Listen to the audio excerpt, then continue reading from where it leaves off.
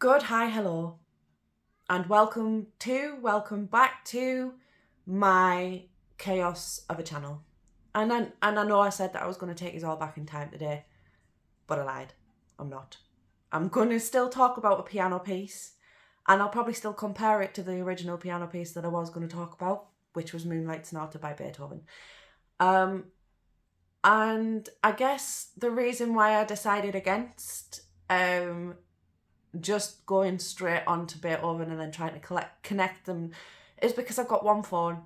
Well, actually, I'm using two phones and that's all I've got. I don't have a studio.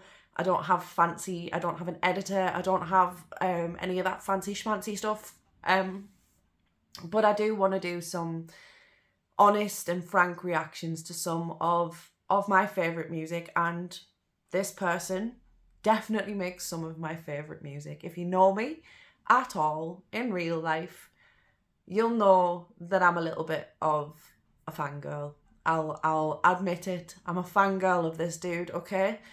And I have been for the last couple of years since I discovered his music. And the first thing I ever heard from him was not just him, it was him and a band called The Big Push. And they were a super, incredibly good, famous, brilliant, amazing busking band from Brighton.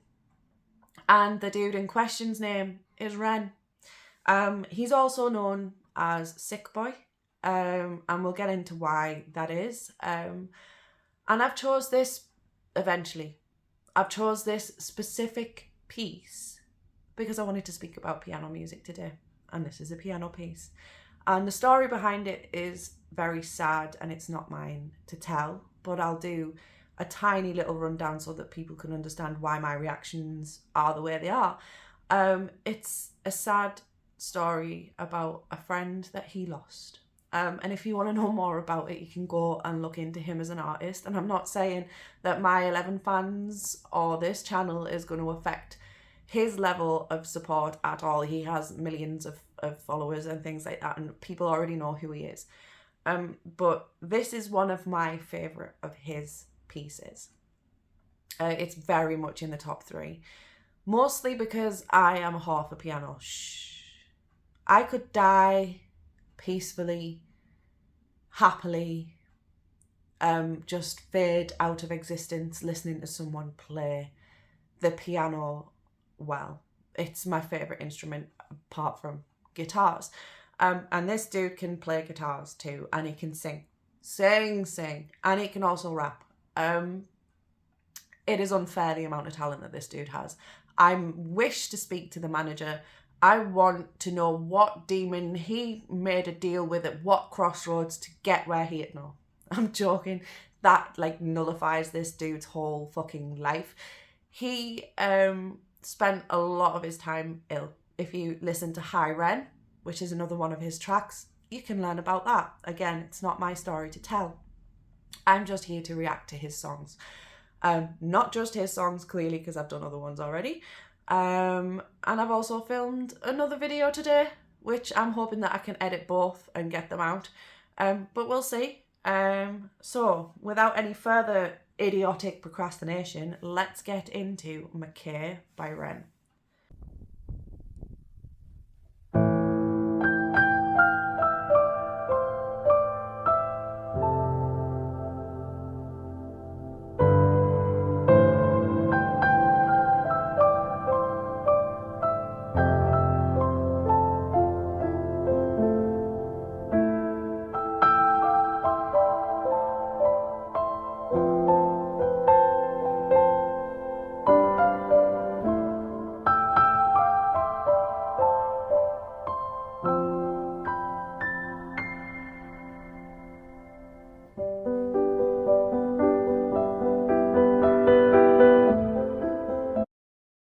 So, duality. Where did you pull that word from, Stacey? Well, how I feel, or how this piece makes me feel, is the duality of grief. Like how you can be so very, very sad, like with the deeper notes of do do do do, and you'll be able to see that a little bit clearer soon. and then the hopeful notes are higher up in the range, and it's like a ding, ding, ding, ding, ding, ding, and it gives you that feeling of, yes, it's sad, but there is like an underlying level of hope, like there is in most of his music. He does delve into duality quite a lot in his songs. He is a little bit of a creative genius if you want to give him his full props. He can visualize very cinematic videos. He works with excellent people who can help him realize his own visions. He has done videos in one take, like full music videos in one take, such as Animal Flow. If you want to check that one out, it's another it's funky, that one. Anyway, I'm listening to it in my head now. No, we're going to distract ourselves from the piano. Let's listen to it again. Back.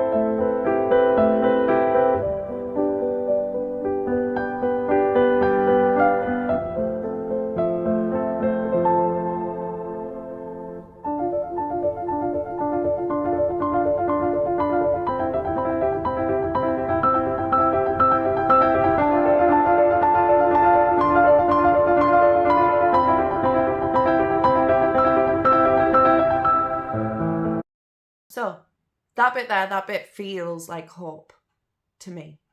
In my opinion, that feels like hope.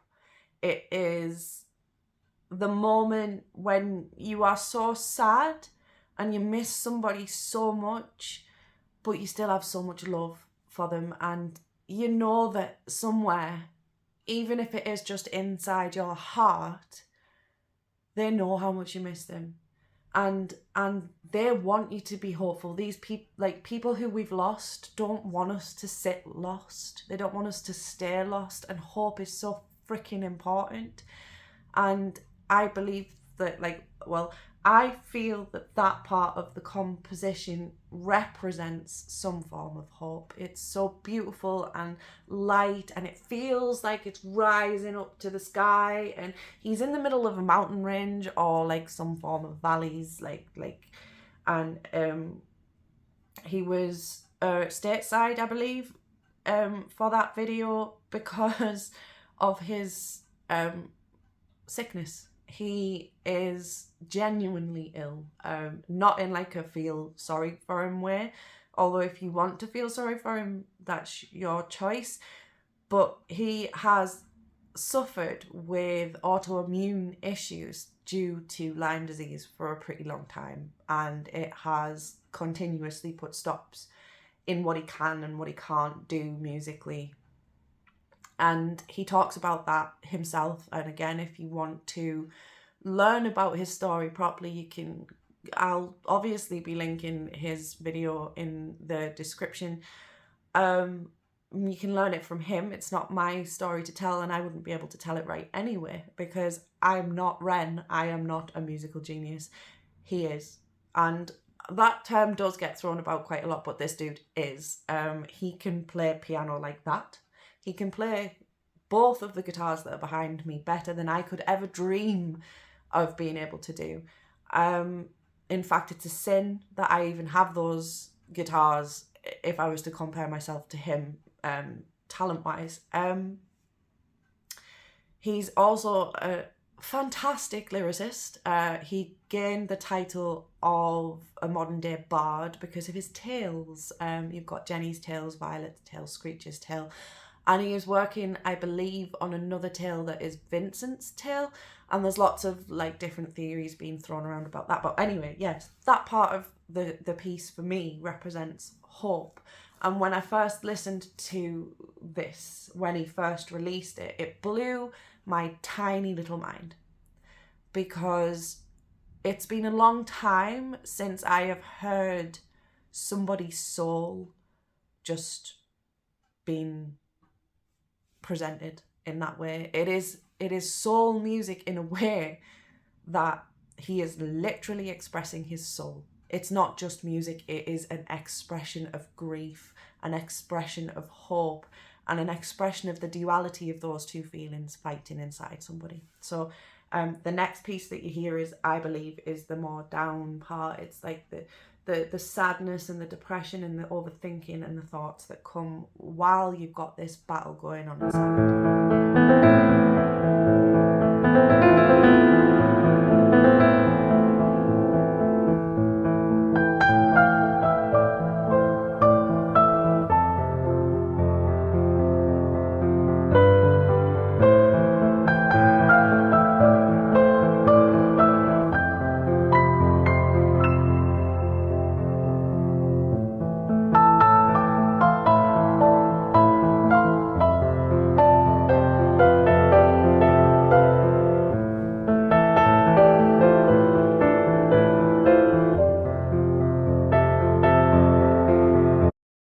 I love how expressive he is when he plays. I've been lucky enough to see this dude live. He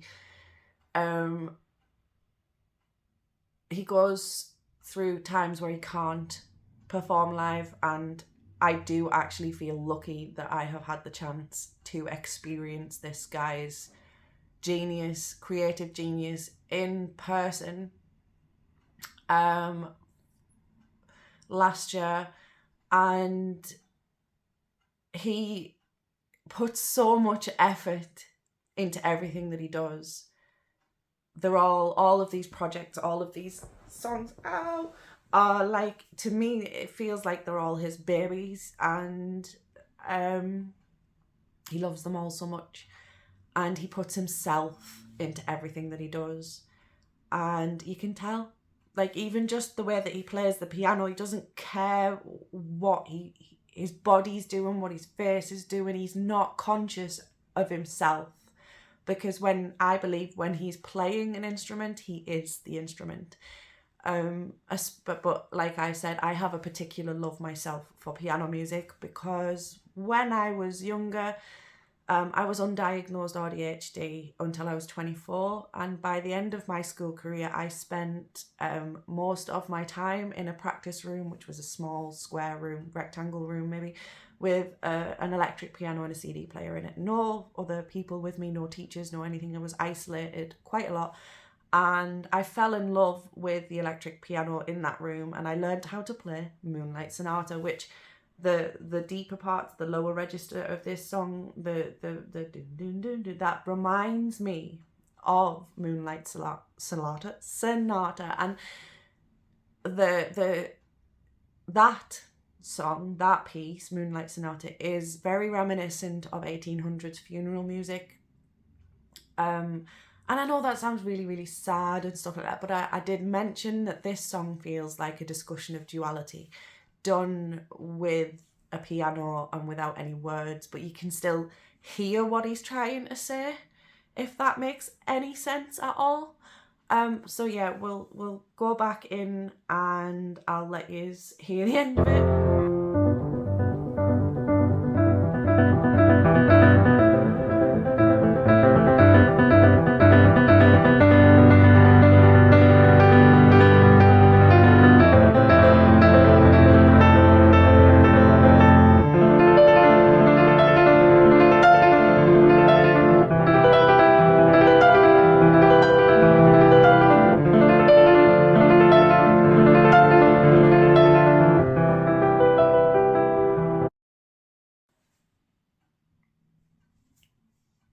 If I pull my glasses down, that's me. Like, are you fucking for real? Are you fucking for real? That's beautiful. That right there to me is the melding. That's like when the darkness and the light come together to form what we are as a whole. Everybody, every being, everything in life is duality. It is dark, it is light, and when those two things come together, it is truly fucking beautiful. Just like that. That is beautiful. You do the reactions that I'm giving you. I've heard this song a lot, okay? Like I've already said, I am admitting that I am a Ren fangirl, okay? And I will big this dude up. Even if he turned around and said, Stacey, I think that you're a troll and you belong under a bridge. Not that I ever think that Ren would say something like that to somebody. Like I said, I don't know him personally. I've been lucky enough to see him live. I have experienced this man's talent firsthand. And he did tease us. He teased us, the little bugger. Walked over to the piano and started playing this, just a tiny, tiny bit of it, and then stood up and then was like, I'm not fucking playing the rest of it. Cheeky little fuck. Anyway, sorry, I didn't mean to insult you, Ren. Please don't. Apparently, if you say his name 3 times in a row, he turns up like Beetlejuice, and that's a scary thought for somebody who is scared of people. I'm not scared of ghosts, I'm not scared of vampires, I'm not scared of werewolves, I'm scared of people. But anyway, I'm going off the topic. This part of the song feels like when somebody finally accepts that if you lose somebody, you're never going to not feel that pain.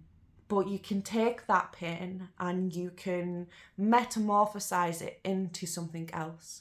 You can remember that there is always hope and beauty and love in life, even after you've lost somebody and you know that you're never gonna see them again, but they're always there, they're always with you. And this, without words, does that, I believe.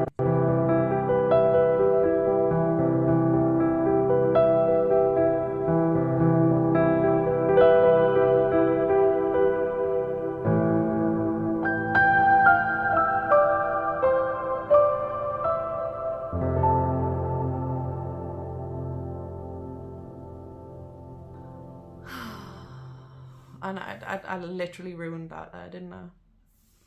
But not really. Like,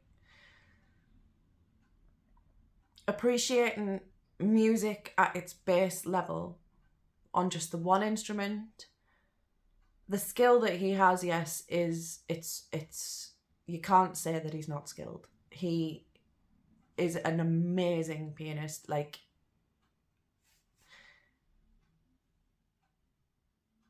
yeah, that man has an affinity for music. It's not just a talent, he has an affinity for music. He is music.